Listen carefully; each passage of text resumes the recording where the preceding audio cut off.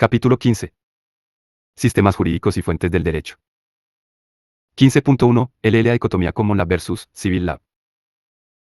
La doctrina, al analizar un análisis comparado entre los distintos ordenamientos jurídicos, ha configurado una distinción clásica en dos grandes categorías, comprensivas cada una de ellas de un conjunto plural que agrupa ordenamientos normativos que presentan un sistema similar de producción del derecho.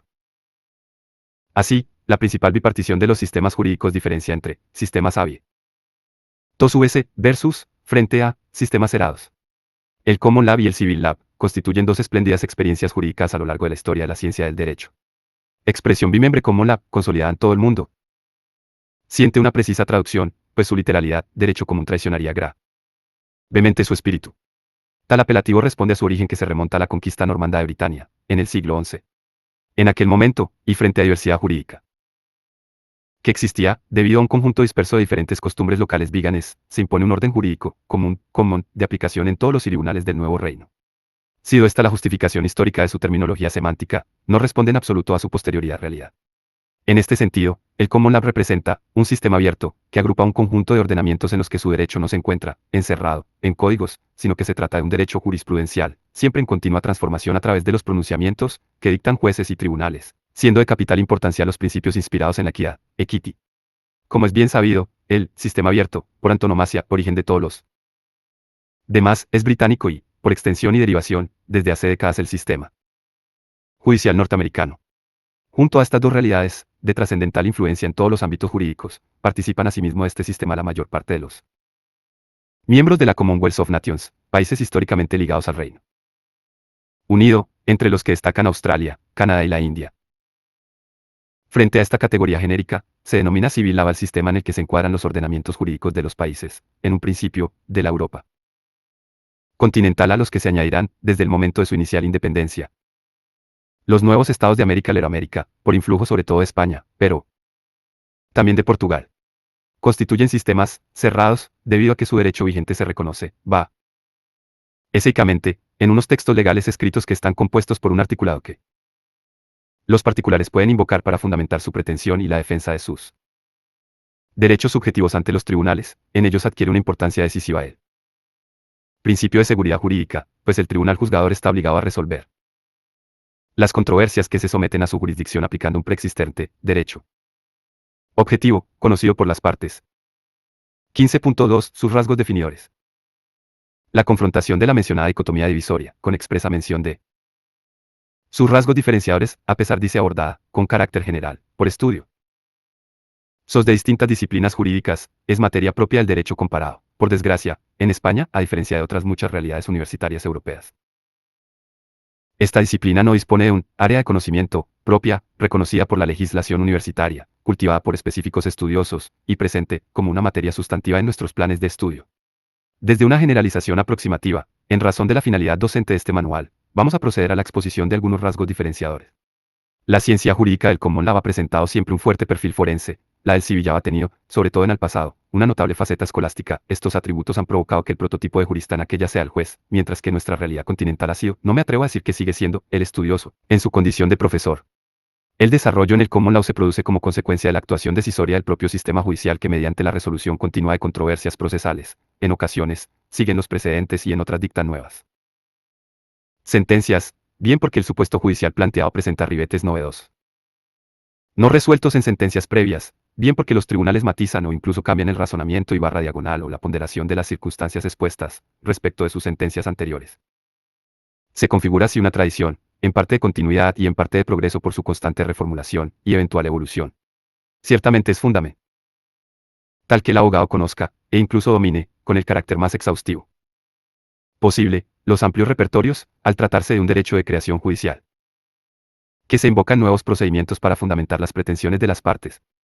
Este método de enseñanza universitaria del derecho, desde el caso, reúne un compendio exhaustivo de casos judiciales con el que consigue dotar a sus estudiantes, aprendices de juristas, de argumentos jurídicos expuestos con sólida destreza lógica y firme habilidad argumentativa. Posee pues el Common Law de una normatividad no escrita y, consecuentemente, no promulgada, que es completada con la invocación de la doctrina científica de los estudiosos del derecho y con el reconocimiento de la costumbre, que adquiere una importancia decisiva en ciertos ámbitos económicos contemporáneos. Así, en la práctica mercantil. Por el contrario, en el sistema de Civil Law, desde la recepción del derecho romano a través del derecho contenido en el Corpus Juris Justinianeo, la actuación y el arbitrio judicial que ejercen los tribunales queda condicionado por la norma vigente encerrada en los códigos. En este sentido, su tarea en el discernimiento del caso que se somete a su jurisdicción queda restringida, en primer lugar, a determinar la ley aplicable, es decir, subsumir el supuesto fáctico problemático de acuerdo con las posiciones de las partes en litigio y, en segundo lugar, y más importante, a interpretar esa normativa abstracta para ofrecer desde ella una solución concreta, que responda al espíritu que informa la norma. Lo cual tiene el efecto esencialmente positivo de ofrecer un principio de seguridad jurídica, que traducido en la deseable previsibilidad de las consecuencias jurídicas que se derivan, o pueden derivarse, una determinada conducta sea en el ámbito público, como el derecho penal, como en el privado, de las relaciones patrimoniales entre particulares. Ello proporciona a las partes en conflicto en el momento de la toma de decisión de iniciar o no un litigio y a sus defensas una vez que el proceso ha comenzado, un nivel de convencimiento sobre sus pretensiones, en relación con el posible fallo judicial, bastante superior que el que proporciona el Common Law. Los abogados en el sistema del Common Law, tanto en la presentación de los echadas litigiosos, como en la solicitud de amparo fundamentada en los precedentes, colocan en una expectativa bastante más impredecible que la que asumen sus colegas continentales. Y es que esos precedentes judiciales, susceptibles de ser invocados, en ocasiones, pueden ser varios e incluso contradictorios.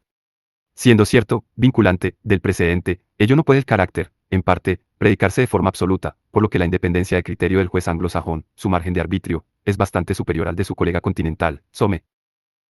Do siempre al imperio de la ley, por más que ésta admita, incluso diría, soporte distintas interpretaciones. Tiese y estema, casuístico, progresa, decisión a decisión, al consentir la flexibilización del carácter, vinculante, del precedente judicial invocado, pues en dicho inglés el juez puede cambiar de criterio y emitir un fallo que se separe del precedente. El sistema continental progresa más desde el cambio legislativo promovido, normalmente, desde el poder ejecutivo, que desde una evolutiva realidad jurisprudencial. Es decir, el centro de gravedad del buen funcionamiento del sistema se desplaza del poder judicial al legislativo. En su formulación ideal, el legislador que pretendieron las corrientes codificadoras debería poseer una capacidad omnisciente en la individualización de los eventuales conflictos o controversias que se produzcan en el libre juego de las relaciones jurídicas y al propio tiempo sería necesario que fuese capaz de responder normativamente a las cambiantes necesidades económico-sociales promulgando leyes rigurosas y precisas en su formulación y convenientes y adecuadas en su contenido, desde la finalidad de consecución del bien común y el respeto al interés general. Con este espíritu tan benéfico como casi utópico por llegar a las regiones de un ideal casi inalcanzable, se redacta el título preliminar del Código Civil francés de 1804 que afirma, las leyes no son puros actos de poder, son actos de prudencia, de justicia y de razón. El legislador ejerce menos una autoridad que un sacerdocio. 15.3. Influencia y presencia del derecho romano, por acción, y como precipitado, en ese sistemas. Para expresar de forma gráfica lo diferencial en uno y otro proceder, se me antoja confrontarlo con el noble ejercicio de la medicina. Así, el doctor examina al enfermo y le interroga sobre sus síntomas, encarga la práctica de pruebas de diagnóstico oportunas y, desde el resultado de ambas actuaciones, dictamina la enfermedad o dolencia. Todo ello lo reproducen, por igual, los jueces en los dos sistemas de Common Law y de Civil Law, respecto caso problemático que da lugar al proceso sometido a su jurisdicción, y entonces, ¿dónde está la diferencia? El médico clínico experimentado, y por ello sabio, afirma, no hay enfermedades, sino enfermos.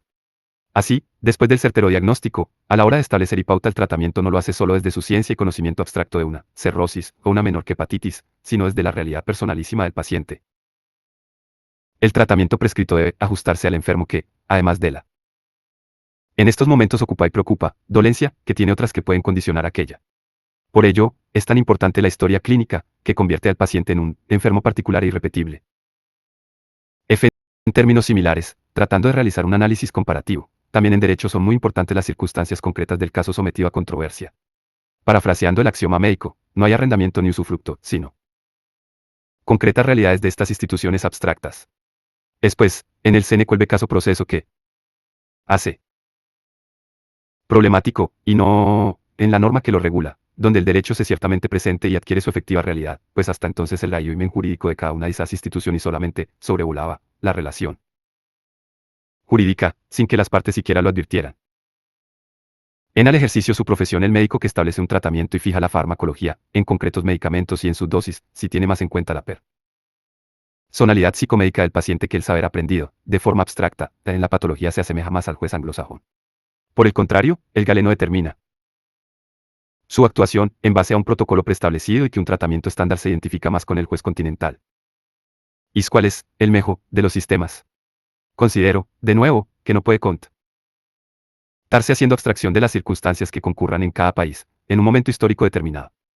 El sistema del Common Law exige un cuerpo de jueces, independientes, incorruptibles, competentes y entregados a la sagrada función de juzgar. Solo así una sociedad y sus ciudadanos pueden descansar tranquilos, sabiendo que ese amplísimo arbitrio judicial, que genera una inseguridad en cuanto al fallo, será utilizado correctamente, ofreciendo a cada supuesto la sentencia que resulte más justa.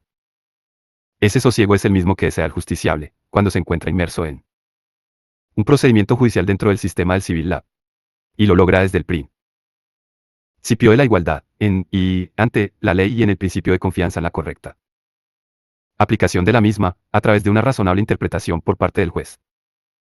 Rero uno y otros principios deben descansar en la existencia de una legislación precisa, sin antinomias, que persiga el bien común y los intereses generales.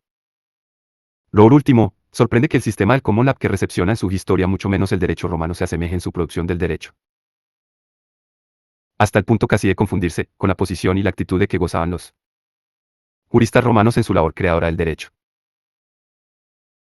Sin embargo, por mor de las circunstancias históricas, el derecho romano recepcionado en el continente ha terminado, encerrado, en los códigos, y consiguiente desde el propio Corpus Juris Justinianeo, que se prohibió a los juristas incluso se aumentarlo provocó la desaparición de aquella libérrima forma con la que actuaba el jurisconsulto romano.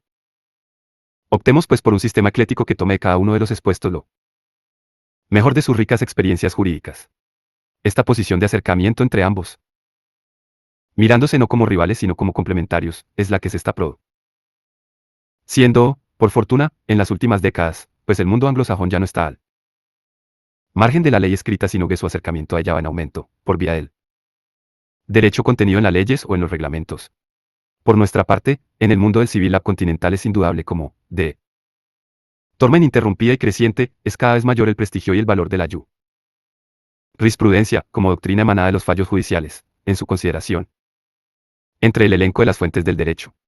En todo caso, sea por la materialidad de los preceptos codificados, sea por el modo de producción del derecho, Roma está presentísima en ambos sistemas jurídicos.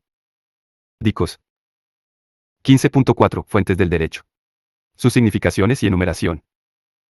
La séptima acepción de la osa fuente, del latín fons, en el diccionario de la RAE.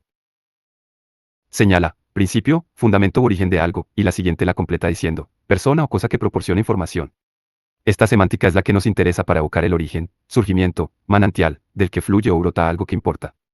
El significado de fuente ha sido tomado, de forma tradicional y secular, por los juristas para construir la expresión bimembra fuentes del derecho, con la que se alude a los medios de producción del derecho objetivo. Se quiere con ello significar cuáles son sus orígenes, cómo se genera, quién tiene capacidad de producirlo, y cómo se manifiesta. En este doble sentido se habla de fuentes de producción y de fuentes de conocimiento del derecho. Las primeras se definen como los órganos con capacidad normativa creadora, potestad normandi. Las segundas son las formas o los modos, en suma, las distintas modalidades o variantes en los que el derecho se materializa y por los cuales lo conocemos como tal. Cada una de las formas de conocimiento desvela la fuente de producción de la que procede. Un ilustre civilista del pasado siglo, Federico de Castro, a estas dos categorías las denomina fuentes materiales y fuentes formales, haciendo referencia respectivamente a su significado técnico, cero a la instrumental. A ellas, añade un tercer sentido, el filosófico, y define fuente del derecho como la causa o raíz última de toda norma jurídica. Esta significación presenta un contenido muy diverso, según acudamos, y aceptemos, unas u otras corrientes filosóficas. Así, serían fuentes, el derecho natural, la voluntad popular, el espíritu del pueblo, etc. Otro criterio de distinción diferencia entre fuentes primarias, que se aplican preferentemente, y secundarias, cuya aplicación es de carácter subsidiario. Un último criterio diferenciador, distingue entre fuentes directas, que son las que encierran en sí mismo el derecho objetivo, el ejemplo paradigmático es la ley, y fuentes indirectas, que no contienen en sí el derecho, pero son auxiliares en su interpretación y aplicación, entre otras, la doctrina jurisprudencial emanada de los altos tribunales. Esta diversificación, y en parte confusionismo difícil de armonizar, es el que lava García Valdecasas a subrayar que la expresión fuentes del derecho es una de las encimas ambiguas de la terminología jurídica, por la variedad de acepciones de que es susceptible. La cuestión de su enumeración es problemática en la doctrina científica. De menos, a más diríamos que los más restrictivos y positivistas consideran que solo es fuente de conocimiento formal la ley. Frente a ellos un sector doctrinal, tradicional autorizado, entiende que a la ley se debe añadir, necesariamente, la costumbre, como fuente independiente, con una fortísima vigencia histórica en un número nada desdeñable de instituciones jurídicas, la posición más abierta, admite sin reservas, asimismo, a Los principios generales del derecho y algunos estudiosos también le otorgan este carácter a la jurisprudencia. En un célebre pasaje de Gallo recogido en su obra Docente Instituta enumera las fuentes de la ius, al decir, el derecho del pueblo romano se funda en las leyes, en los plebiscitos, en los senadoconsultos, en las constituciones de los príncipes, en los edictos de los que tienen el derecho de dar edictos y en las respuestas de los prudentes. Es evidente que el fragmento gallano tiene una finalidad pedagógica para los que se inician en el conocimiento del derecho, por lo que no se puede considerar su elenco como exhaustivo. Entre las ausencias más significativas podemos señalar la costumbre. Desde un carácter aproximativo y reduccionista, pueden señalarse las siguientes. Fuentes de producción y sus correspondientes de conocimiento en las distintas etapas del derecho romano y en la actualidad. L 5.5, las fuentes en el artículo primero del Código Civil. 1 de mayo de 2015, su jerarquía. Es frecuente en la doctrina, por parte de especialistas de la mayor parte de las disciplinas jurídicas, considerar que los artículos que componen el título preliminar del Código Civil, bajo la rúbrica, las normas jurídicas, su aplicación y eficacia, introducen e inspiran no solo al derecho civil, y por extensión al conjunto del derecho privado, sino al conjunto del ordenamiento jurídico. Se trata del denominado, por tantos años, nuevo título preliminar, pues sustituyó al de genuino de 1889, al ser aprobado, con fuerza edil, por un decreto de 31 de mayo de 1974, que desarrolla una previa ley de bases de T975. También suele admitirse por parte de muchos jurisprudentistas, que algunas de sus categorías encuentran su formulación genuina en el derecho privado y que al incorporarse al público, conservan aquella esencia si bien con la imprescindible adaptación guiada por el mantenimiento y prevalencia del interés general. Las principales fuentes del derecho vienen referidas, jerárquicamente, en el artículo inaugural del Código Civil, en su primer párrafo al decir, las fuentes del ordenamiento jurídico español son la ley, la costumbre y los principios generales del derecho. A pesar de que esta exposición ordenada establece su primacía o prelación. Quizás una carencia de este trascendental precepto es no ofrecer una definición formal de ley y, a continuación, señalar una más detallada formulación del principio de jerarquía normativa, que es consustancial con el principio de legalidad. Para suplirlo el párrafo segundo afirma, con carácter genérico, carecerán de validez las disposiciones que contradigan otra de rango superior. Del contexto de este artículo debe entenderse por ley, toda norma de derecho escrito. Ello se constata en el párrafo tercero, la costumbre solo regirá en defecto de ley aplicable, y en el cuarto que, de nuevo, afirma, los principios generales del derecho se aplicarán en defecto de ley o costumbre. Las disposiciones que se recogen en los párrafos siguientes vienen a completar, en cierta medida, lo que acabamos de mencionar. Así en el 5 grados del mismo precepto se declara, las normas jurídicas contenidas en los tratados internacionales no serán de aplicación directa en España en tanto no hayan pasado a formar parte del ordenamiento interno mediante su publicación íntegra en el Boletín Oficial del Estado. Esta disposición se ha visto ratificada, casi en sus mismos términos, por la Constitución en su artículo 9, al decir, los tratados internacionales válidamente celebrados, una vez publicados oficialmente en España, formarán parte del ordenamiento interno. Este sistema formal de fuentes se ha visto esencialmente modificado, por dos hechos posteriores al título preliminar, de extraordinaria trascendencia, en nuestro ordenamiento jurídico. El primero es la promulgación de la Constitución de 1978. Ella es, desde entonces, el vértice de la pirámide normativa. Y allá su tenor. Y. Interpretado desde su espíritu, tienen que someterse el resto de las fuentes escritas. Fundamental. No escritas. En este sentido, dispone el párrafo 1 grado del artículo 9 de la norma FAN, los ciudadanos y los poderes públicos están sujetos al resto de Constitución y ordenamiento jurídico. En traslación normativa el párrafo 1 grado del artículo 5 de la Ley Orgánica del Poder Judicial, la Constitución es la norma suprema, y vincula a todos los jueces y tribunales, quienes todos y principios interpretarán constitucionales y aplicarán las leyes y los reglamentos según los prece. Y tu MC y el derecho. Por otra parte, la Constitución consagra asimismo el principio de prelación y sometimiento de las fuentes de acuerdo con lo dispuesto en el párrafo 3 grados de su artículo go. La Constitución garantiza la jerarquía normativa. Este principio se reitera en el artículo 6 de la Ley Orgánica del Poder Judicial, en cuanto que se considera oportuno formularlo, expresamente, para su consideración y estricto cumplimiento, por quienes ostentan la facultad jurisdiccional, los jueces y tribunales no aplicarán los reglamentos o cualquier otra disposición contrarios a la Constitución, a la ley y al principio de jerarquía normativa. Además, la Constitución se erige no solo como la norma fundamental a la que deben someterse todas las demás, pues si una disposición normativa contradice su contenido, se genera su eventual inconstitucionalidad, que debe ser declarada por el Tribunal Constitucional, sino que también se convierte en la norma que contiene los criterios interpretativos del resto del ordenamiento. Así como ha declarado reiterada jurisprudencia constitucional, si existen diversas interpretaciones posibles de una norma, debe prevalecer aquella que resulta ajustada a la Constitución frente a otros posibles sentidos, no conformes con el texto fundamental. Hemos que advertir que otra modificación del sistema de fuentes, derivada de la vigencia de la Constitución española, es la creación constitucional de las comunidades autónomas y la atribución que les ha otorgado de competencias legislativas a sus parlamentos y normativa reglamentaria a los órganos de sus poderes ejecutivos. La interrelación entre la legislación estatal y la autonómica se rige por el principio de competencia material, que encuentra su marco esencial en lo regulado en el título U de la Carta Magna. El segundo hecho relevante que ha afectado al sistema de fuentes ha sido la incorporación de España en, a la sazón, Comunidad Económica Europea. Desde entonces, la normativa aprobada por sus organismos competentes, hoy de la actual Unión Europea, forma el ordenamiento jurídico español. La jurisprudencia del Tribunal de Justicia Europeo sentó doctrina, ya en la década de los 60, que se ha reiterado unánimemente hasta hoy, que afirma el carácter vinculante de las normas emanadas de los órganos europeos tanto para los Estados miembros como para sus ciudadanos. 15.6. La costumbre. Al haber enunciado en el capítulo 1 grados el concepto de ley y sus rasgos fundamenta. Pasamos a realizar una somera exposición de la costumbre como fuente del dicho, el apartado tercero después de reiterar la primacía de la ley sobre la costumbre. Como hemos visto, señala que regirá, siempre que no sea contraria a la moral o al orden público y que resulte probada. Federico Fernández de Wuhan. La costumbre está ya presente como fuente de conocimiento del derecho desde los sistemas primitivos de la antigüedad. Y sin duda en esos primeros tiempos de creación de incipientes y primitivos ordenamientos jurídicos, la costumbre ocupó un lugar destacado. En Roma, ya Varrón en Siglola, se refiere que para que pueda hablarse de costumbre, denominamos, se precisa que derive de un consenso, no cuestionado dentro de una comunidad y que su vigencia social se vea contrastada por el transcurso del tiempo.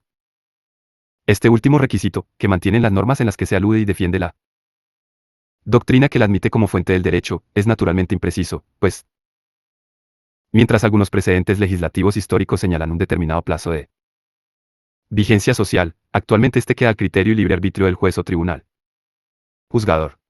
Los jurisconsultos romanos, que son tan poco proclives a las definiciones, nos han legado una sobre la costumbre, que se ha convertido en clásica y que se debe a un jurista tardío, gran compilador y conous del derecho de las etapas anteriores. Se trata de Ulpiano, que en su libro de reglas, una obra divulgativa, la define así: mores Santacitas consensus populi longa consuetudine inveterata, es decir, la costumbre deriva del consentimiento tácito del pueblo, inveterado por un largo uso. También la refiere como fuente subsidiaria, al decir, la costumbre inveterada suele observarse como derecho y ley, en aquellos casos que no provienen del derecho escrito. Federico de Castro la define como norma creada impuesta por el uso social. Desde la distinción de la costumbre extra praeter legem, que regula algo no contemplado en la ley, y contra legem, cuya regulación es contraria a lo dispuesto en una ley, es obvio que se admite, mayoritariamente, la primera prohibiéndose segunda. Por lo que se refiere a la denominada la costumbre sicandam legem, sería tanto como admitirla en sentido de elemento interpretativo de lo dispuesto en la ley. Ello solo es posible si el propio precepto legal así lo establece, por lo que no se acepta como criterio interpretativo ajeno a la ley. La costumbre, pues, que se conforma como fuente del derecho es, indudablemente, la praeter legem. Una característica típica de la misma es la necesidad de que sea aprobada por la parte que la invoca en el litigio, pues con ella no rige el principio iura novit curia. Así se dispone en la ley de enjuiciamiento civil al señalar, será objeto de prueba la costumbre, no será necesaria si las partes estuviesen conformes en su existencia y contenido y sus normas no afectasen al orden público. Ello no obsta para que en el caso de que el juez conozca la costumbre tenga la obligación de aplicarla de oficio, incluso aunque ninguna de las partes litigantes la invoque. En el ámbito del derecho privado la costumbre ha tenido un peso importante históricamente, conformando en lo que se denomina derecho y consuetudinario. Aún mantiene una vigencia clara en algunas civiles como instituciones y relaciones jurídicas tanto mercantiles, como fuente del derecho su contenido siempre carácter. 256. Dispositivo, nunca imperativo, por lo que siempre es posible el pacto en contrario respecto de su aplicación. En algunas legislaciones civiles autonómicas siguen reconociendo la costumbre no fuente del derecho. Así el artículo 1 de la Ley de Derecho Civil de Galicia es una traslación del artículo 1.1 del Código Civil al disponer, las fuentes del derecho civil de Galicia son la ley, la costumbre y los principios generales que integran e informan el ordenamiento gallego. No obstante una aceptación doctrinal mayoritaria, algunos estudiosos cuestionan su vigencia con carácter general, en cuanto que debido a su condición de menor que fuente no escrita, consideran que su propia naturaleza y manifestación resultan difícilmente compatibles con el principio de publicidad y, sobre todo, con el principio de seguridad jurídica. No puede afirmarse lo mismo en la mayoría de las parcelas del derecho público. Así, es absolutamente inaplicable en el ámbito del derecho penal en cuanto que éste se ve informado de manera indeclinable por el principio de legalidad. No puede calificarse como delito más que los actos ilícitos así tipificados en las leyes penales. Y tiene un casi imposible encaje en los ámbitos del derecho administrativo, financiero y tributario procesal. 15.7. Los principios generales del DRCHOE. 1 de julio de 2015. La semántica de principio. Antes de entrar en el análisis de los principios generales del derecho, PGD, como fuente del derecho, de tercer grado, de acuerdo con lo preceptuado en el artículo 1 del Código Civil, me parece procedente y oportuno realizar una aproximación lingüística, sobre todo de carácter semántico, un somero esbozo filosófico y us filosófico y un apunte jurídico histórico, sobre todo de derecho romano, como es obvio. La primera cuestión es referir las diversas acepciones que pueden quedar encerradas en la propia expresión menor que principio, que es, a la vez, equívoca y rica en sus significados. El diccionario de la RAE contiene 3 definiciones de principio, en las acepcio. Es cuarta, quinta y sexta, que interesan, específicamente, al ámbito jurídico, causa. Origen de algo, cada una de las primeras proposiciones o verdades fundamentales por donde se empiezan a estudiar las ciencias o las artes, norma o idea fundamental. Que rige el pensamiento o la conducta. A continuación de la voz, el diccionario recoge algunas expresiones que la contienen. Entre ellas la de principio de derecho, definido, con carácter bastante descriptivo, como norma supletoria a la ley, constituida por la doctrina, que goza de tieral y constante aceptación de jurisconsultos y tribunales. El ámbito de la filosofía. Los principios pueden considerarse en el orden del ser, en el orden del conocer, en el orden ontológico. Principio es aquello de lo cual que 257. Procede una realidad. Así, afirma Picteto, principia mestire quata liquidest, outfit, eiuti cognoscitur, es decir, principio es lo que olgus, o sucede, o se conoce. En el orden lógico, principio es aquel conocimiento básico y fundamental del que se parte, que permite alcanzar un conocimiento más elaborado. Si nos adentramos en el campo ius filosófico, un destacado estudioso español, Legaz Lacambra, al analizar la naturaleza jurídica de los principios generales del derecho observa, con sutileza, que una cuestión importante al tratar de definirlos es el valor que se le otorga a la partícula, de. Así, puede tener un doble sentido, primero, el de genitivo posesivo, lo que significa que con ella se hace referencia a los principios que son del derecho, porque están en él, segundo el de genitivo no posesivo, con lo cual se alude al sentido arquetípico, are. Principio, de donde toma su origen el derecho. En el primer caso, el derecho es poseedor de ciertos principios, mientras que en el segundo, el derecho está poseído por ciertos principios, o mejor, ciertos principios o arquetipos, serían los que poseerían al derecho. 2 de julio de 2015, su precedente en Roma y su configuración actual. La expresión, principios generales del derecho, no se encuentra en las fuentes Roma. Nas. La jurisprudencia clásica emplea para referirse a una realidad análoga, si bien dife. Renciada, expresiones tales como regulae, definitio, constitutio, traditio, vulgo dictam. La consagrada expresión latina regula se define en el célebre fragmento de Paulo. Recogido en el digesto de Justiniano, regula est, qua rem est, brevitere narrat. Non ex regula ius sumatur, sed ex iure, quatast regula fiat. Es regla la que describe brevemente cómo es una cosa. El derecho no deriva de la regla, sino que ésta se abstrae del derecho existente. Es decir, sería un precipitado histórico que enuncia un principio abstracto o una definición extraída del análisis de la concreta formulación casuística contenida en las respuestas que los prudentes ofrecen a los supuestos problemáticos que se plantean a su actividad dictaminadora. Hay que esperar a fines de la época clásica para que la regularidad alcance en una saída. Aceptación. Desde este tímido beneplácito será sobre todo en la etapa postclásica, en la que aparece el ius novum, cuando comienza a abundar la literatura de divulgación jurídica con repertorios de principios y reglas fáciles de retener, por su lacónico enunciado y su simplicidad en la formulación. A través de ella se recogen definiciones que alcanzan una importante difusión en ambientes profanos al derecho. Asimismo, son proclives a utilizar la regulae, si bien más elaboradas y desarrolladas, los libros de instituciones que, con base en el de Gallo, proliferan en esta misma etapa. Sobre la base de escritos de juristas clásicos tardíos, es decir, obras de carácter docente, sobre todo Paulo y Ulpiano, estos manuales serían redactados por discas pulus suyos y después utilizados por profesores de las escuelas de derecho. Esta literatura culmina con el encargo del emperador de redactar unas instituciones que pasarán a tormia parte del corpus luris civilis y tuentes del derecho.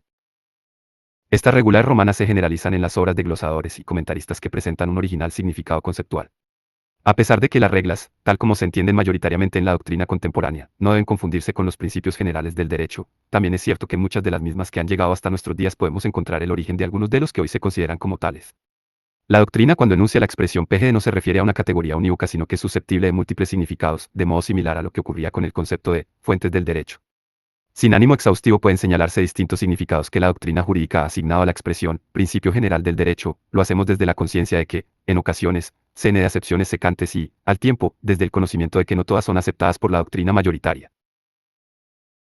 Así, se utiliza para anunciar, menor que un rasgo principal y condicionante del sistema concesional o legal, una norma de naturaleza ius naturalista, que encarna un valor admitido y perseguido, una norma que presenta carácter fundamental, un concepto general que deriva de una disposición o de un particular conjunto de normas, y el contenido de un precepto que fija objetivos generales del sistema legal. Dispone el párrafo 4 grados del artículo 1 del Código Civil, los principios generales del derecho se aplicarán en defecto de ley o costumbre, sin perjuicio de su carácter informador del ordenamiento jurídico. Lo primero que se deduce del precepto es que son derecho directamente invocable por las partes y aplicable por los jueces y tribunales. Al igual que le ocurre a la costumbre, la invocación de un principio general del derecho debe acompañarse con la prueba ante el tribunal de que el mencionado principio es mencionado en sentencias del Tribunal Supremo que lo recogen en sus fundamentos y lo aplican en sus fallos. Junto a esta primera función aparece la segunda como informante. Federico de Castro afirma que los PGE son menor que las ideas fundamentales e informadoras de la organización jurídica de la nación, y añade que les compete informar y vivificar la ley y la costumbre. Según su egregio magisterio cabría mencionar una triple pologia. A saber, principios de derecho natural, principios tradicionales que dan su fisonomía a cada ordenamiento nacional, principios políticos, integrados en el texto constitucional. Respecto de estos últimos cada vez ha sido mayor la importancia que ha adquirido la norma suprema, como inspiradora de principios generales del derecho. Señala Reynoso Barbero, especialista en los PGD, que estos disciplinan todas las categorías jurídicas. Señala que, ello se deduce, además del artículo 1, 4 del Código Civil mencionado, de los artículos 53.3 de la CE y el 5, 1 de la Ley Orgánica del Poder Judicial que proclaman el criterio exegético básico de interpretación de todo el orden jurídico conforme a los principios constitucionales, que constituyen una parte importante de los principios generales del derecho. Y aclarando, la jurisprudencia ha reiterado que son elemento de contraste con la interpretación concreta de una determinada norma. Ello es así porque se parte del presupuesto de que todo el sistema jurídico fluye desde los mismos, por lo que su contenido debe ser integrado de acuerdo con los propios principios generales del derecho en armonía con el interés que la ley intenta proteger en cada caso.